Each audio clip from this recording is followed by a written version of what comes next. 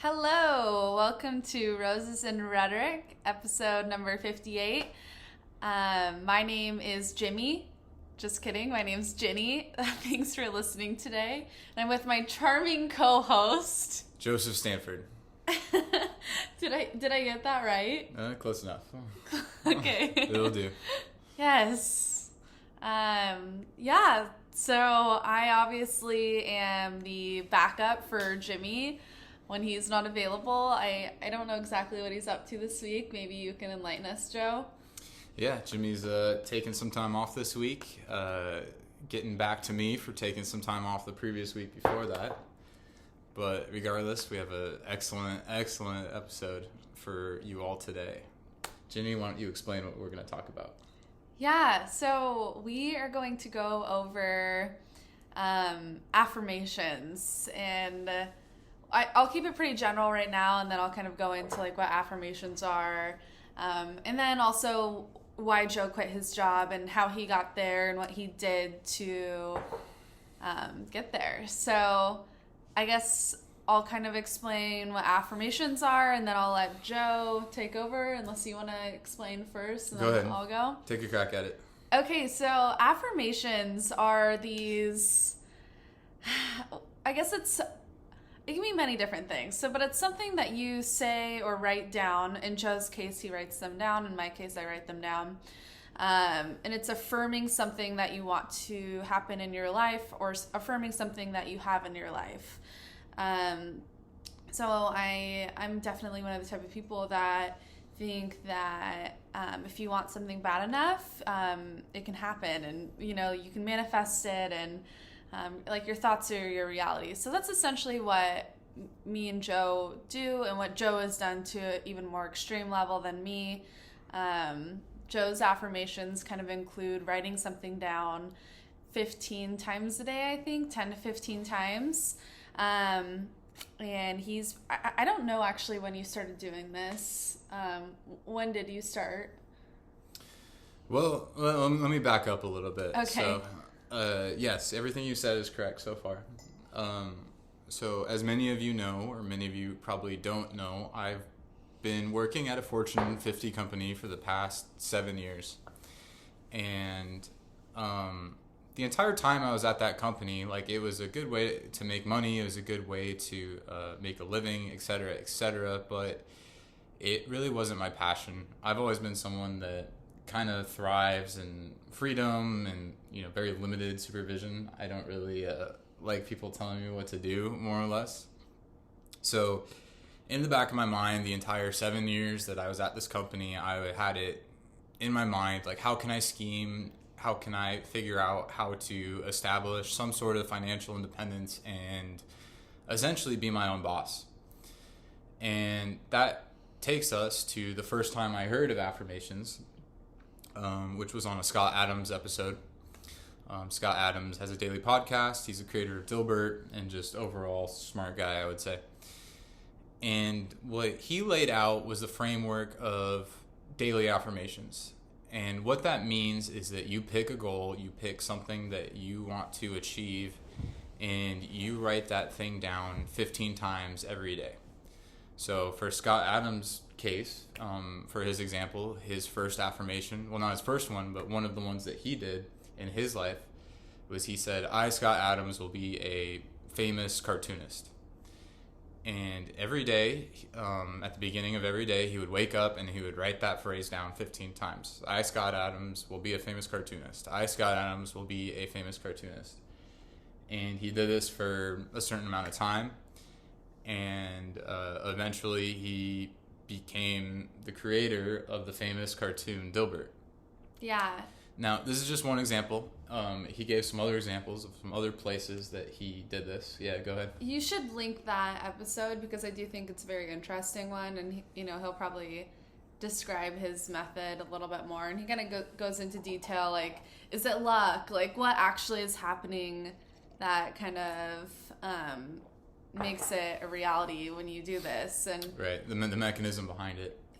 Yeah, and I mean, do you have, what do you think what do you think the mechanism is, I suppose? Well, let me give a little bit more background before Okay. we dive into the mechanism, because he gave some other examples. Like, he talked about how he used affirmations to get a certain score on an entrance exam that allowed him to go to Berkeley for business school. Again, same thing. He said, I, Scott Adams, will get a 93 on my college admittance test. And he said that like 15 times every day, and then it happened. He had an incurable voice disease. Same thing. I, Scott Adams, will speak perfectly. And then now he has a famous podcast or live stream where he streams every day, and he's narrating his own audiobooks. And for all practical purposes, he has a perfect voice. And he talks about that. But I should also mention that there's another gentleman named Norman Vincent Peale, who is he was a pastor in the early part of the century and businessman. And he wrote a book, the very famous book called Think and Grow Rich, which essentially outlines the affirmation process and how to do them and how to drive success from them. He's inspired a lot of people. People such as Trump, for example, was a congregator, a member of his church at the time.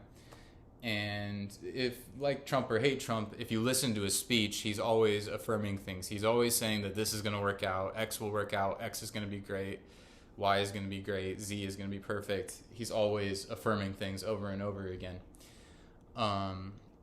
But taking it back to writing the thing down 15 times a day and how that can help you to achieve your goal, it's more or less programming the simulation. It's more or less programming the universe around you.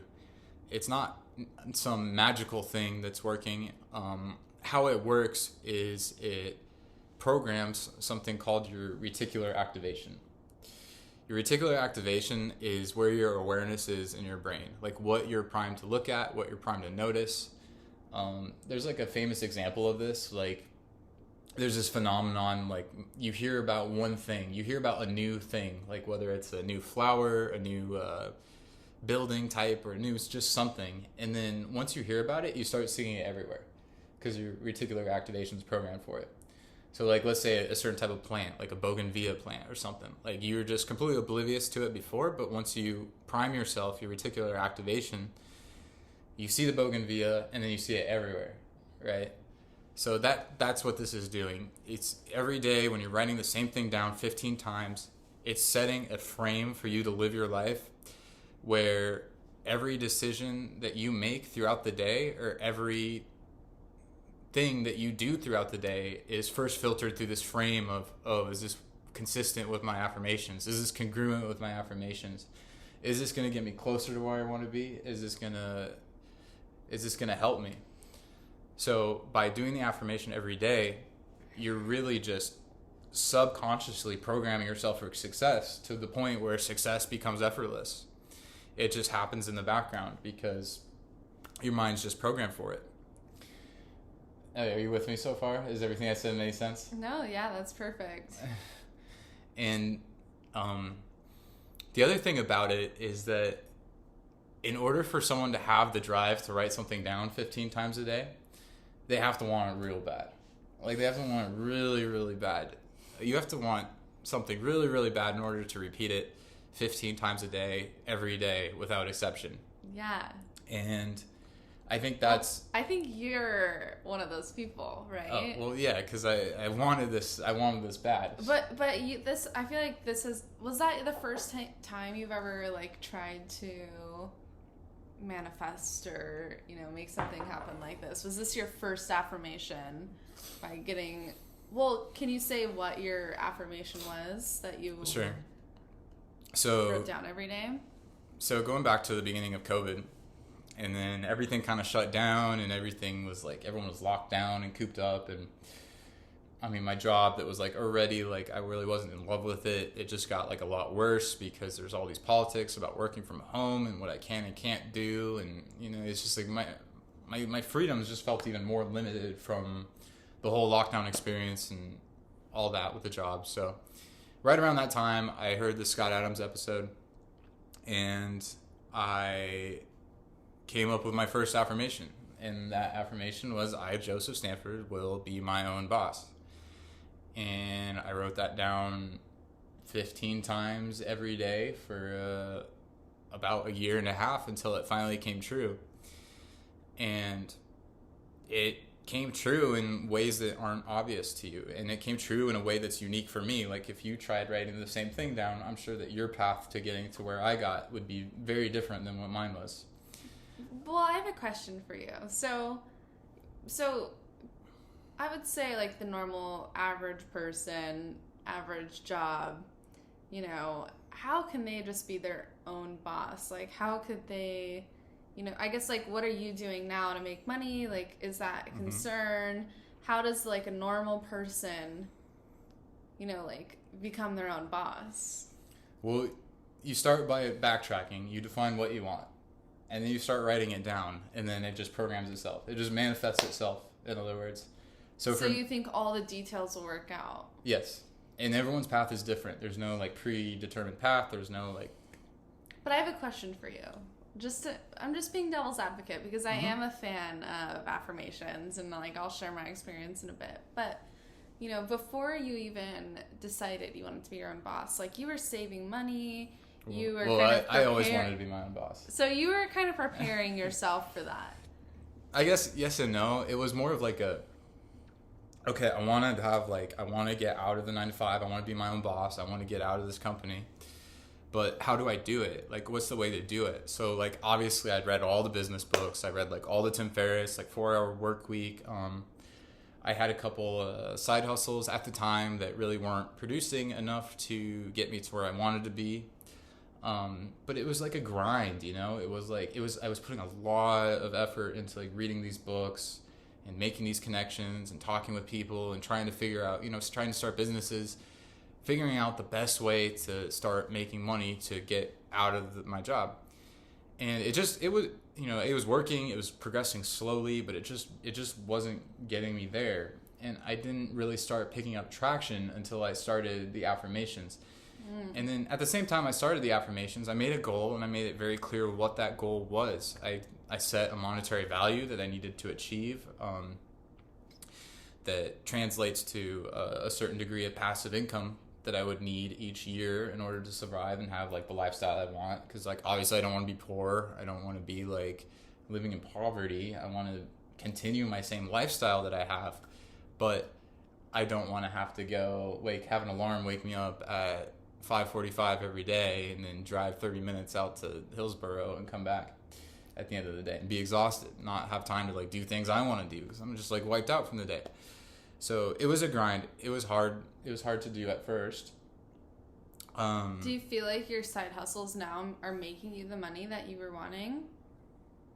Yes and no. So I thought that side hustles, I mean, so I guess you should... It's all I got right now is my side hustles. But is it like full hustles? Is it a side hustle? Yeah, exactly. And I mean, that's the point. Is, like, I thought that was going to be my avenue for success, that I was going to facilitate and foster these side hustles for growth until the point where I had enough money to live independently. But there were other things came into play. Like, I'll walk you through it a little bit. So I set this goal of the amount of passive income I need per year. And then I started reading different books. I got thrown into investment books. Tony Robbins has a really good book on investing called Unshakable that I recommend everyone read, because realistically, you can't retire before the age of, like, 50 or 60 without having some sort of investments or taking advantage of compound interest. So I highly recommend everyone reading that if you want to retire before 65. But I mean, again, this isn't for everybody. Not everyone wants to be their own boss. Like, that's true. As surprising as that is to me, that's something I learned, is that not everyone's interested in it. I don't know, maybe they think it's unreachable, unfathomable. Maybe they just like being told what to do. But there's probably the majority of people just aren't interested. Mm-hmm. But hopefully there's someone out there listening to this that will benefit from this and my testimony and might start making some changes themselves. But I started writing this. These books started coming. the market crashed, right? Like, remember the beginning of COVID? It just took a big plunge.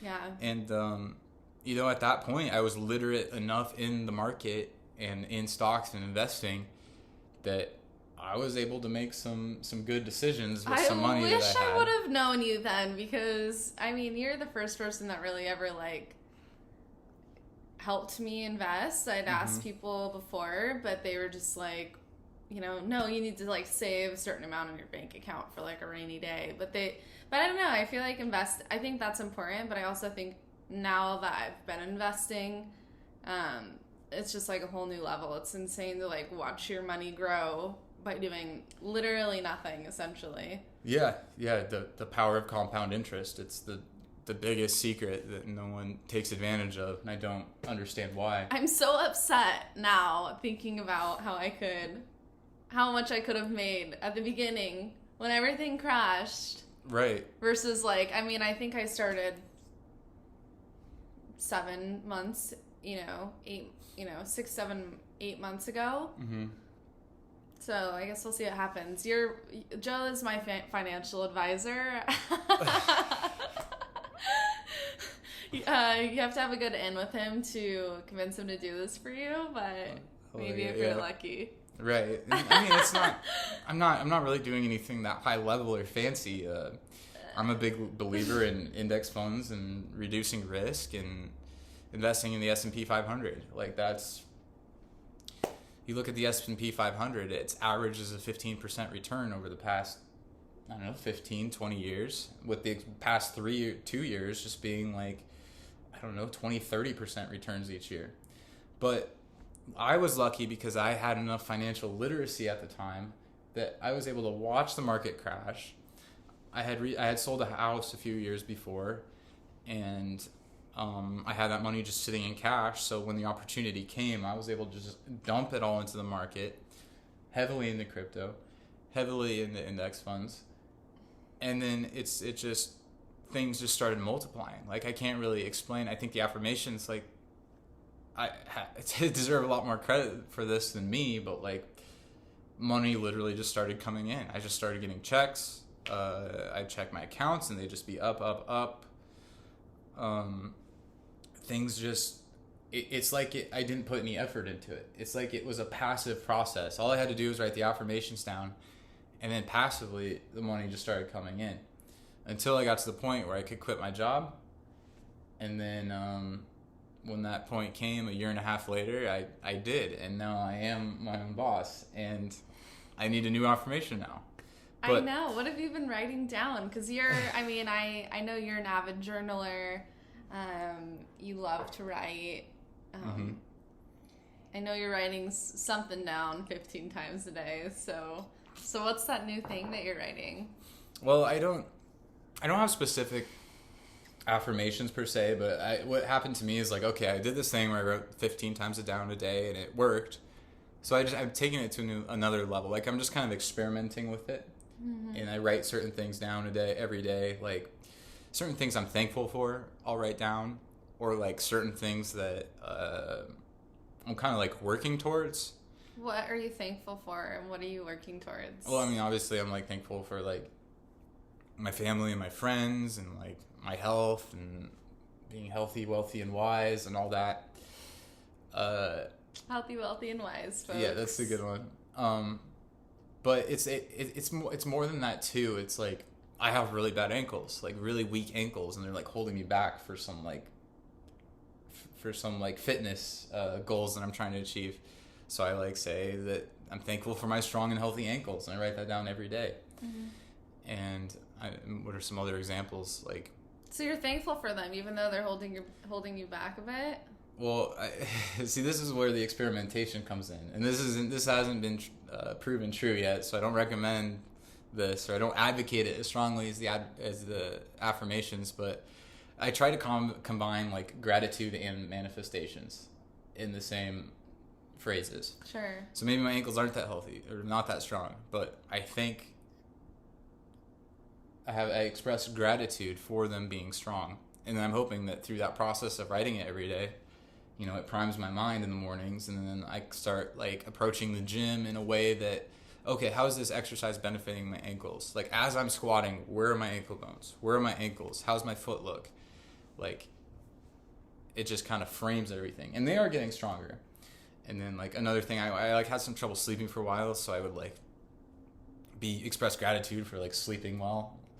Sleeping like a baby every night, and that type of thing. So there's just a whole list of, like, minor things that I write out every day, maybe like 8 to 10 things. Not 15 times every day, the same thing. That's like the supercharger, that's like the turbo, but just smaller things that I've been experimenting with. Because the other part of it is, like, I was talking about this earlier, you have to want it bad enough. Like, yeah.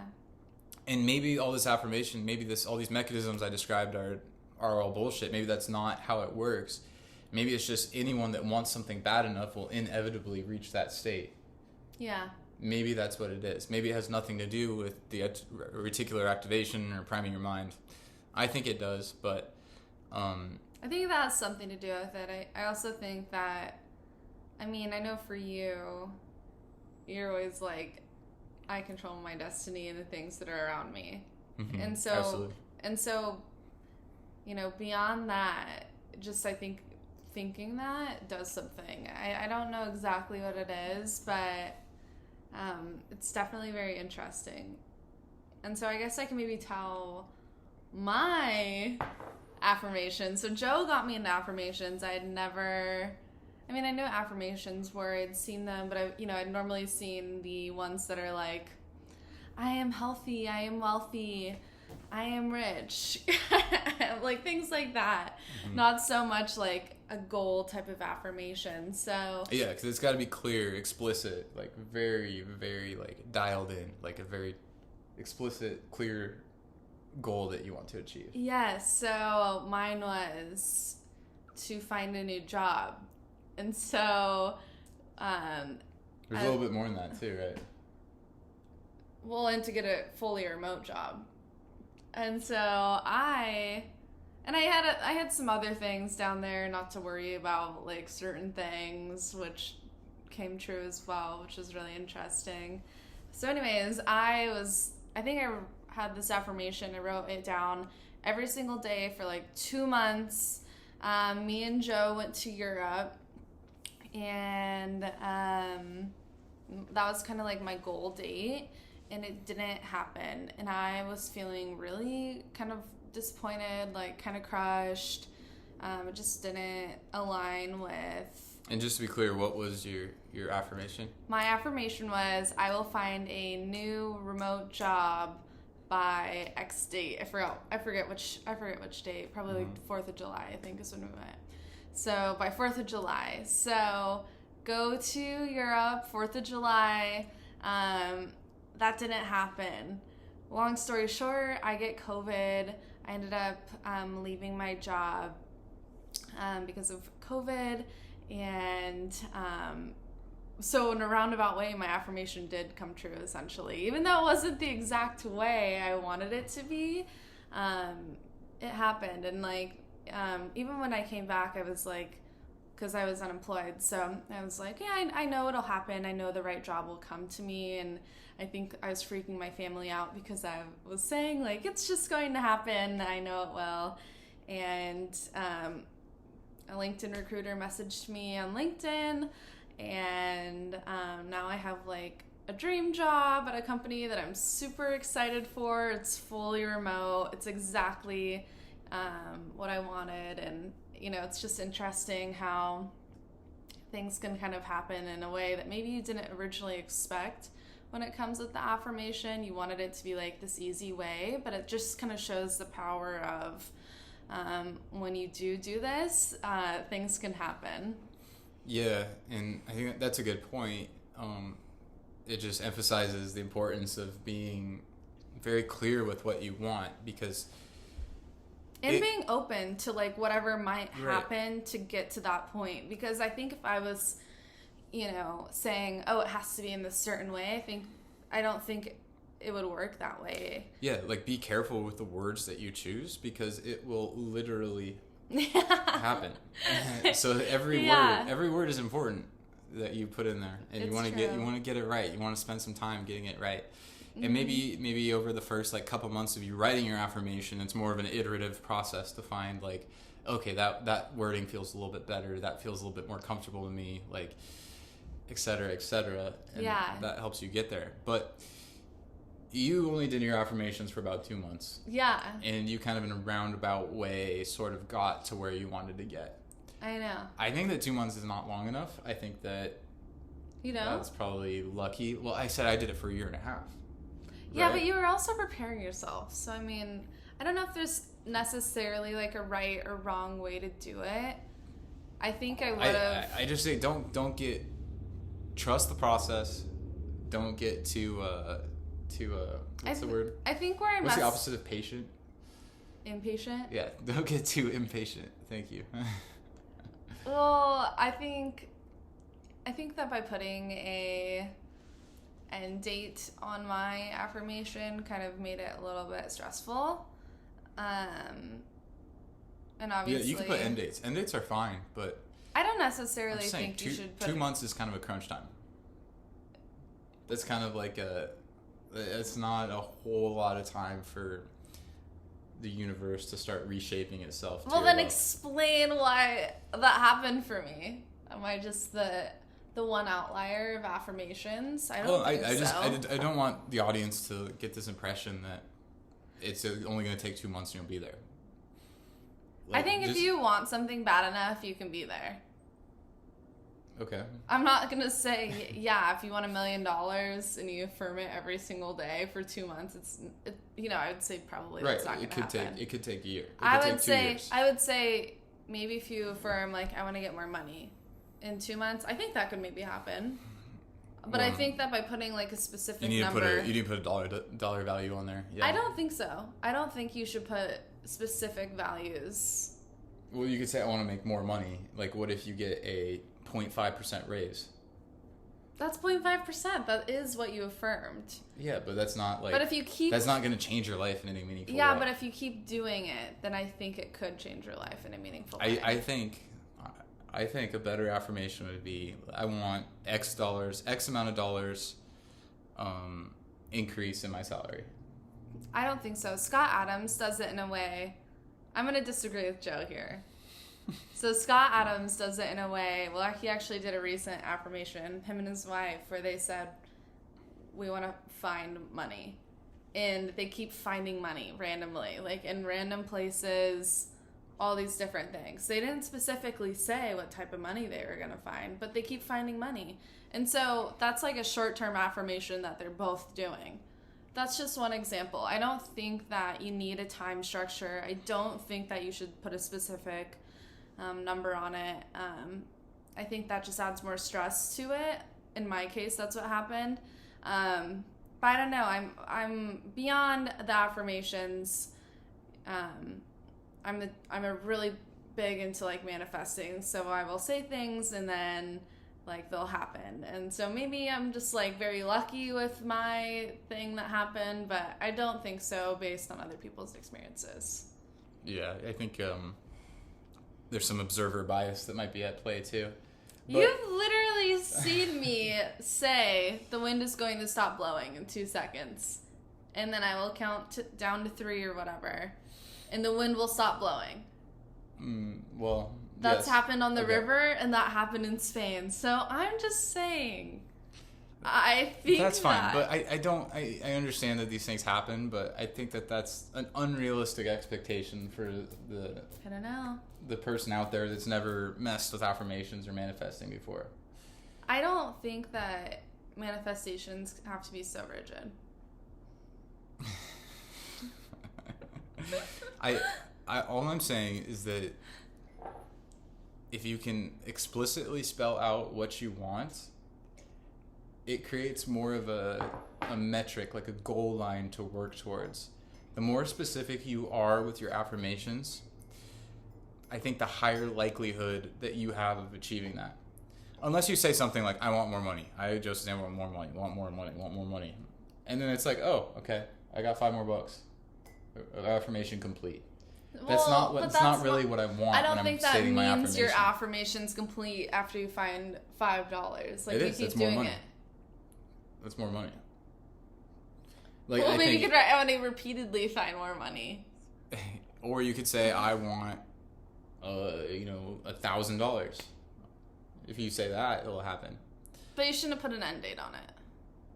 You don't have to. I don't know. I haven't experimented with end dates, so I can't really speak to that. I don't know. So you think my affirmation's invalid because... No, I don't think yours is invalid. Mine was done in 2 months and yours took 1.5 years. Well, you didn't get your remote job for 8 months. Well, I didn't even want to talk about the remote job. You kind of prodded for that. Well, that's what your affirmation was that you would go for the I think job. More so as I knew that was going to happen secondarily because, that's what I wanted. But I think the bigger thing of that affirmation was I hated my job and I got COVID and left it. Mm-hmm. After affirming, I'm going to leave my job and find a new one. Didn't get the second part until later, but I did get the first part. Yeah, and just to further clarify, it doesn't have to be written down every day. You can actually just say it in front of the mirror every day, and you can listen to people like Logan Paul, for example, who says that they did this, and they said that they would be famous or something. I don't know what they said exactly, but listening to it definitely came true because they're super famous. They're the biggest YouTubers out there. Yeah. And it's just that process. Anyone that uses that process, you'll consistently see across the board that they get what they want, and it's not some hocus pocus type mechanism behind it. It's not magic. I understand people could be skeptical of it because it sounds a little hocus pocus, but no, it's about as straightforward as you can get. And I think that the mind is really, really powerful, and the more we prime something into it, I think the more likely it's going to happen. Yes. Once you realize that your thoughts are your reality, yes, then everything changes from there. So true. Okay, funny story, little side note. That was the first. So I don't have any tattoos or anything, but when I was 18, I really wanted a tattoo, and I really wanted your thoughts or your reality to be tattooed on me, and I'm so glad I didn't, but it still holds true, and I don't think it would have been a bad tattoo because it's so true. Yeah, well, it would have been a bad tattoo, but regardless of that, it is straight on my chest. Just kidding. It is true. I mean, we have a lot more control of our realities around us than people think we do. A lot of people fall under this paradigm of just thinking that everything that happens to them is outside of their control. It's not within their little circle of control. You can put whatever you want in your circle of control, and then you can therefore control it. I agree. A lot of people, especially when it comes to work, say, oh, my job, my occupation, that's outside my circle of control. I'm forced to work at this company for 35 years, or I'm forced to do this 9 to 5 because I got to pay bills and I got to do things. Yeah. In our society, if your reality is weaker than society's reality, you will fall into society's reality. Yeah. And society has a really strong reality, and they brainwash it into you. They really beat it into you since your entire life, from when you start watching Sesame Street to when you get older and start watching and reading the news. I mean, all this mainstream media, all this culture, all this social media is there to program a certain reality into you, and it punishes people that stray from that reality. So you have to have a strong sense of self, a strong sense of your own abilities to influence reality around you in order to achieve your goals. But there's many ways to get to where you want to go. I've just found that this one worked for me in this particular example. And as soon as I define or come up with what I want next, then I will 100% be using this process again. Yeah, I agree. Haven't came up with it yet, though, so we'll see. Right. I mean, it's hard because it has to be something that you want badly enough that you're willing to take, 10, 15 minutes, I don't know, however long it takes to, sit down with a notebook, pull out your pen, go to a quiet place and write it out and do it daily with consistency. Like, you have to want it bad. So I'm taking my time. I'm not going to force anything into it, but once something comes my way that I realize that this is what I want, we're going to unleash the hounds on it. We're going to give it everything. Yeah, I feel that. I don't know. I feel like very lucky right now with like my new job that I'm about to start and going to Mexico for 3 months, and just like everything that's like coming into my life is really, really exciting. And I feel like I kind of created that and like put like people, or you know, the right things have just been happening, like the right people, the right friends, the right situations, just everything has kind of been falling together, and I don't know, it feels really good. And I think it started with this manifestation and like affirmation thing, so it feels really nice. Yeah, it's powerful.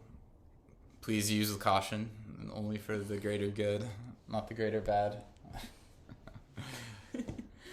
Yeah, don't manifest some bad things. Yeah, don't be that person. That'd be messed up. Well, but that's the other thing is like pessimists and pessimistic people. Yeah. That's what they do, is they manifest bad things. That's like true. They say, oh, today's gonna be so shitty, or oh, this week's gonna be so bad, and they just say it over and over again until it comes true. Or like, oh, this party this weekend's gonna be horrible, or oh, I have this test, I'm gonna do so bad on it. Mm-hmm. Like, don't even let those words come out of your mouth. Like, words are powerful. I was watching like a podcast with Kanye, and he's obviously very good at manifesting things. Like, he's a multi-billionaire, like top musician, fashion designer, et cetera, the list goes on. But I watched him catch himself a few times in a podcast, like with this negative self-talk, and he's like, oh yeah, I'm not even going to use the word won't. I take it back. I'm not going to use that. You know, he just takes out these negative words, this negative self-talk. But just watch, like, look at the pessimistic people around you. Look at the people that say bad things are going to happen. Like, oh, I'm never going to get there. And then watch. They never will, because they are manifesting that into their lives. They're manifesting negative results into their lives. Yeah. And that is a bad idea. It's so true. You're really good at catching that. Well, I mean, once you enter this world, it's like, I just see everything's in terms of it. Like, where are the optimists? Where are the pessimists? Where are the manifestors? Where are the authors of reality? And where are the NPCs, or the robots? The robots, right? I know. Bad energy is like really draining to be around, and when you find high energy people, it's really, really enlightening, honestly, because they're very supportive. Also, I don't know, there's different ways to like increase your energy too, which I think are things to maybe like talk about. Like, well, writing affirmations is one, listening to like high energy music, like things that aren't going to bring you down. Just entertainment in general that's low energy, you know, maybe try to avoid it. Well, that's something. I don't know if I agree with Scott on this, but Scott Adams talks about like suspense movies and like dramas and stuff. And he says how he just doesn't watch them because it puts you in a state of like stress the entire time. Well, maybe he's just a fraidy cat. I like stuff like that. I don't know. I think that's kind of different, but like, I don't know. For example, like, this is gonna sound really, I don't know, maybe you'll disagree, but for me, like, I disagree.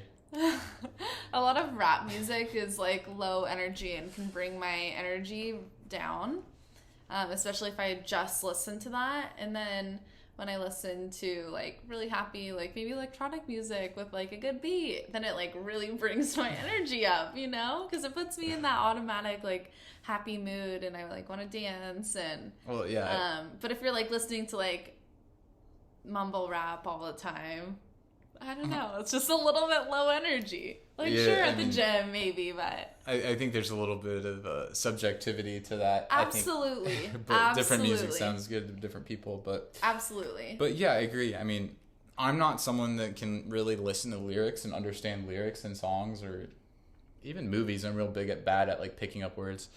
Need subtitles.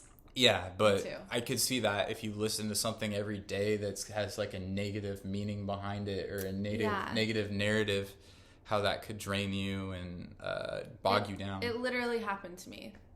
So I'm like firsthand experience with that. It's so true. Yeah, is this some of that emo music you used to listen to? No, it was mumble rap. I used to listen to it all the time. But they're mumbling. You can't even understand what they're saying. But you can with some of the words. And then when I started listening to like good electronic music again, then I was like, wow, this is so good and nice, and it makes me so much happier. Yeah. I mean, that's a good point. Like, if you want to be happy, like, you gotta eliminate the sad things from your life. Yeah. Like, if you have, like, a plant that's, like, dying on your windowsill or something, you just gotta, like, get rid of it so you don't have to look at it every day. Or, I mean, here's another example. I mean, I'm not coming at you if you're one of those people that, like, go home and, like, drink wine or whatever. But, you know, alcohol is a depressant. And if you go home and, like, have a hard day and then you, like, drink, you know, beer or wine, or, you know, have a beverage or whatever, adult beverage, you know, it is a depressant. And it, you know, it probably isn't going to increase your energy the way you want it to. I'm not saying that's the case for everyone, but definitely for me, I just can't do that. Or even like coffee every day for me, that is you know, it affects my system in a way that makes me less happy. And when I switch to green tea every day, I've like, you know, it has increased my energy so much, and I feel so much better at the end of the day versus when I used to drink coffee every day. Yeah, I think there's something to be said about, or eating healthy, or like going to the gym, or monitor all of the inputs that you're putting into your life.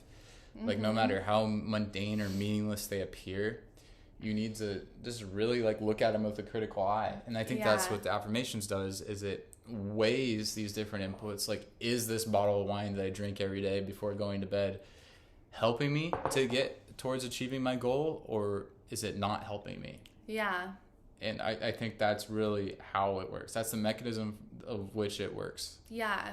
Like, well, I mean, like, I'll have a, you know, if I'm out with friends, like, of course I'll have a drink, but, I know, crazy, but, like, I've consciously cut, like, all beer out of my life, essentially. I'll occasionally have a beer if, like, everyone else is, maybe, like, a Corona, but like IPAs or things like that, I won't even drink if I'm like out with friends. It's too much of a depressant on my body, and it really, really lowers my energy.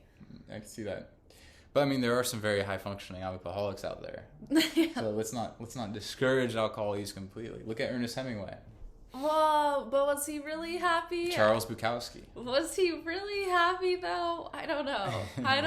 That's up for debate. I'm being devil's advocate. But yeah, like, I mean, of course, there's some days where I'm like, oh, I really don't want to go to the gym, and then I go to the gym, and then I feel amazing afterwards, and I'm, you know, so thankful that I'm, you know, doing things that are right for my body, and then, you know, from when I started going to the gym every day versus like now, seeing how much more energy I have, like how much stronger I am, and just like looking at myself in the mirror and like feeling proud and like knowing that these changes are going to keep coming. It's like one of the like biggest like energy raisers for me. Mm-hmm. It feels really good. Yeah, that's awesome. I think that's about everything I wanted to talk about. Is there anything else you wanted to touch on? I think that's it. Although I would kind of like to hear about how you raise your energy on a daily basis, Joe.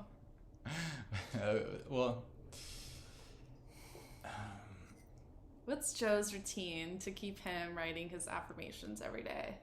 Well, it's just how bad you want it.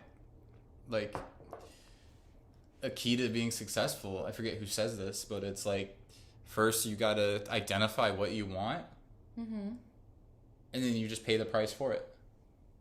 Sure. Right? Like, if you want to be like skinny, then you identify that you want to be skinny, and then you got to pay the price. And what's the price? It's going hungry. No, that is not the price of being skinny. I mean, for some people it is. Like, that's just what the price is. Or if you say, I want to gain weight, And what's the price? I have to be nauseated and full all the time to get there. Do you have to be nauseated though? Yes. If I wanted to put weight on, I would need to literally nauseate myself with food every meal until I got there. So that's what it is. It's identifying your goal and then identifying the price to get to that goal and then paying that price.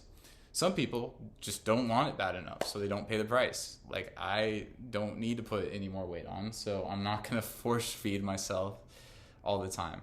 And I think that's what high energy is when all your actions throughout the day are more or less aligned with your goals. I agree. I think that's what defines high energy. I like that. That's a really good way to end it. Thank you, Joe. All right. Well, why don't you close this out, Jenny?